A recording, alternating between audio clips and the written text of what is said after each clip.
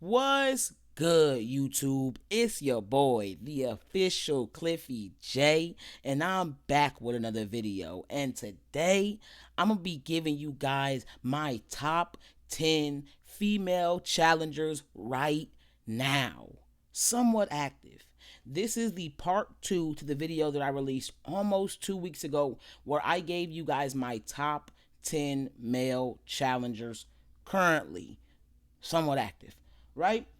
You guys already know the criteria, but if you guys have forgot, here I will pull it up for you guys. The most important thing in this list, it's kind of like a pound for pound. Like if you guys watch MMA or boxing, it's kind of like a pound for pound list.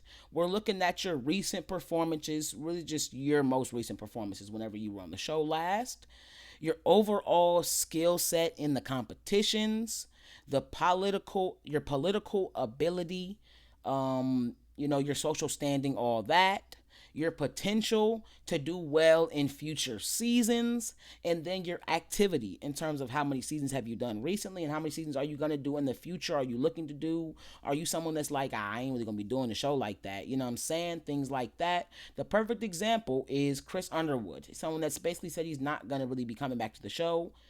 So I had him at like number 9 or 10 on my list because why would I have you up higher if I know you ain't gonna be there, bro? I gotta give you. Might have been 8, but I got to give you some recognition. Like you a cold piece. Like you good at the game, but I can't put you that high because this is a pound for pound basically. This is a right now. This is a it's a power rankings basically. It's a current power rankings of the women in the challenge right now. This is a power rankings list. So now you guys know the criteria. I still want you guys to go watch the last video. You guys should actually go do that right now. Go do it right now. I might put it on the screen. I might put it on the screen right there. If it's up there, click on it and go watch it, and then come back and watch this video. Okay? All right, you back? You back from watching it? Okay, bet. Let's get into number 10 on this list. At number 10, we have Kaz Crosley. And let me put that right there. And a big reason that I have Kaz at number 10 and not any higher on the list is because she's not as proven in terms of strength in physical eliminations and things like that. And she is not weak in puzzles or math from what we were able to see, but she's not elite. Why is she on this list? Because she is one of the best athletes on the show currently. Strong endurance, strong swimmer, and she is a really good partner. I just don't think she stands out in any other areas to make her, a top tier competitor and be any higher on the list. She is very likable, and she has been able to integrate very well into house dynamics on the seasons she's been on. So, gotta have her on the list, but she's capping out at number 10. And at number 9, we got Michelle Fitzgerald.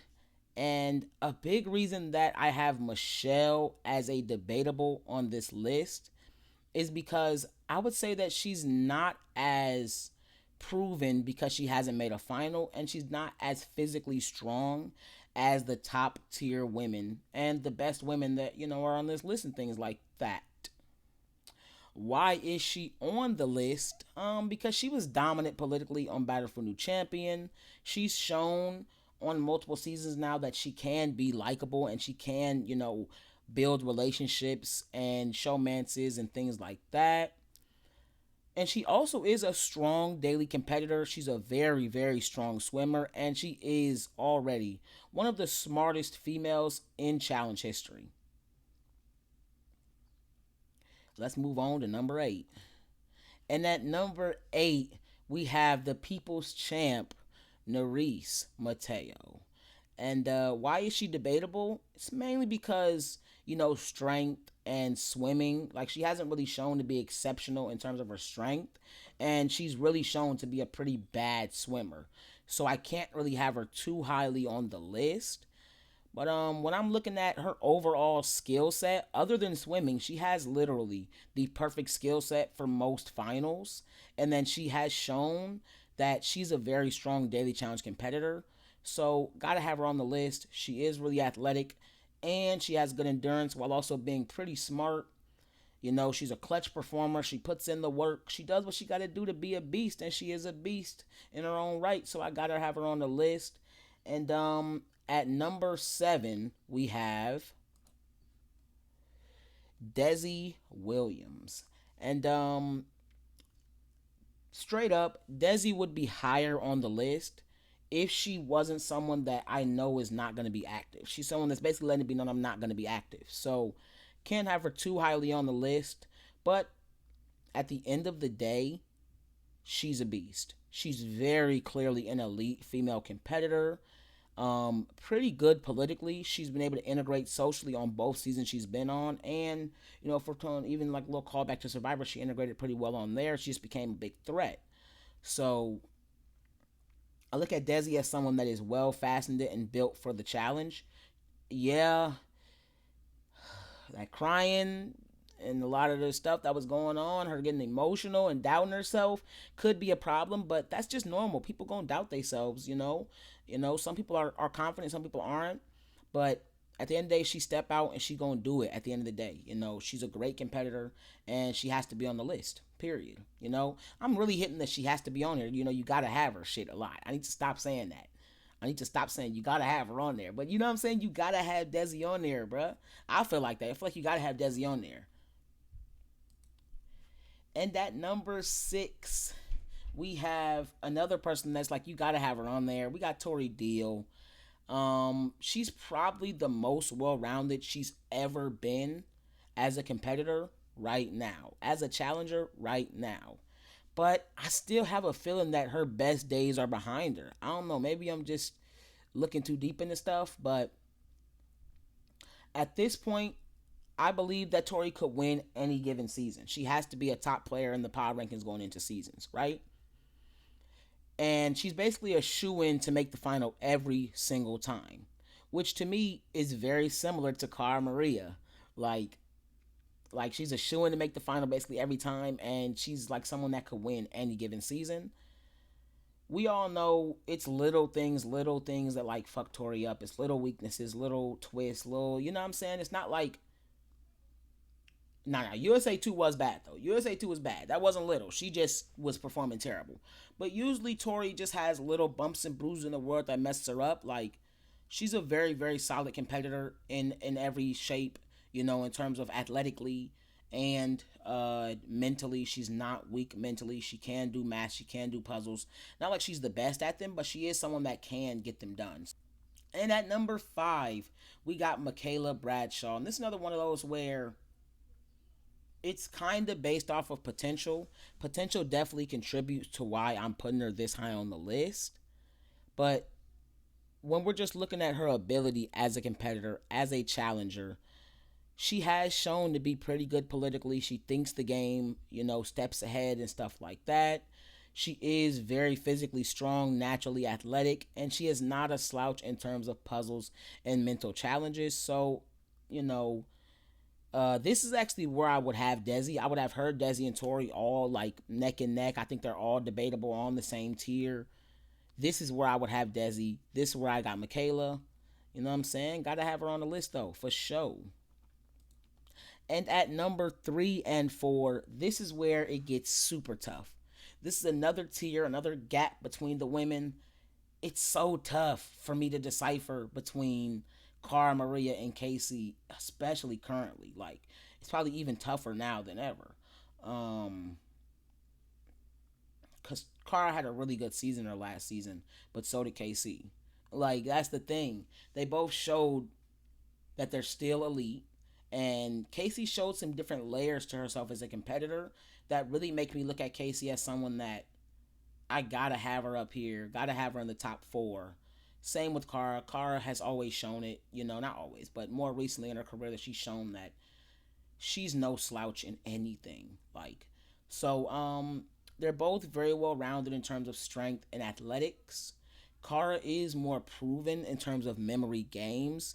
Casey is better at swimming and probably better at math. Puzzles is a toss up. I'd lean Cara, but I do see the argument for Casey being better because they both are just not great at them. If I had to pick one for dailies, it would probably be KC. If I had to pick one for eliminations, it would probably be Kara. But they could beat each other in elimination. Like Casey can definitely beat Kara in a decent amount of eliminations too. So it's really a toss up there. But I just would favor Kara in more eliminations.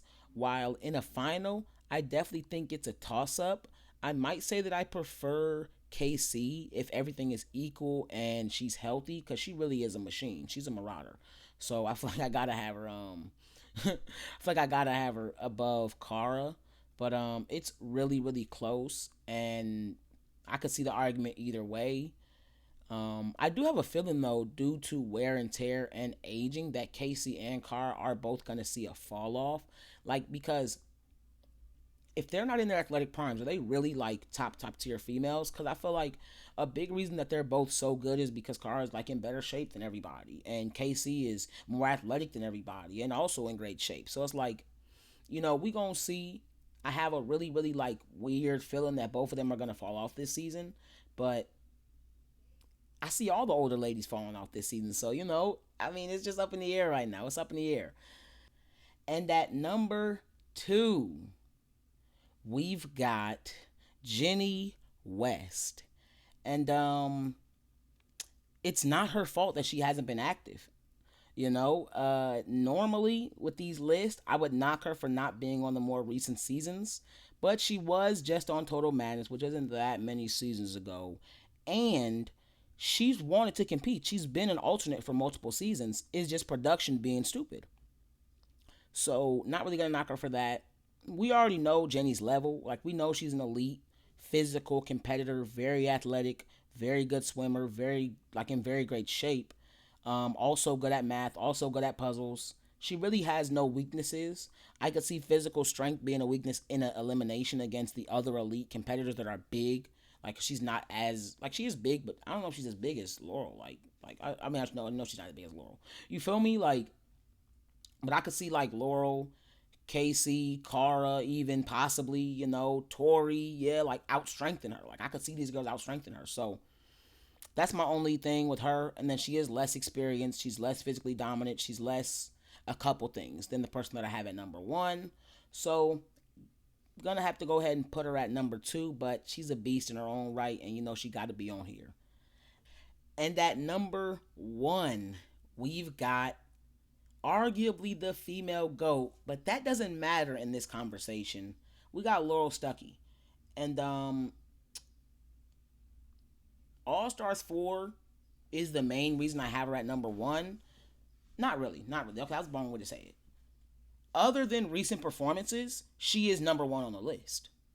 She has some of the most potential because she is, getting back into like the shape she used to be when she was younger, really getting back in her athletic days, right? Activity, she's been active. Politically, she's did so good politically last season that it pissed everybody off. Um, and then overall skill set, she arguably has the best skill set of any woman in challenge history, let alone right now on the challenge.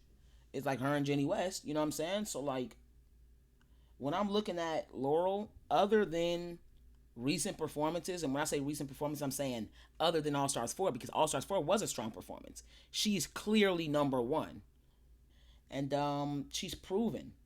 Now, though I don't trust her to beat Jenny in a final, I trust her to make the final more than Jenny. I trust her to win more different type of eliminations than Jenny. So, gotta have Laurel at number one. And that is the end of today's video, guys. Make sure you like, comment, and subscribe. Push the post notification bell so you can be notified every time I drop a new lit banger. And when you guys do go comment, you let me know what videos you guys want me to make, and tell me, guys, how you guys would order your top 10 female challengers. You see that most recent video on the screen? Go ahead and check it out if you haven't already. Peace.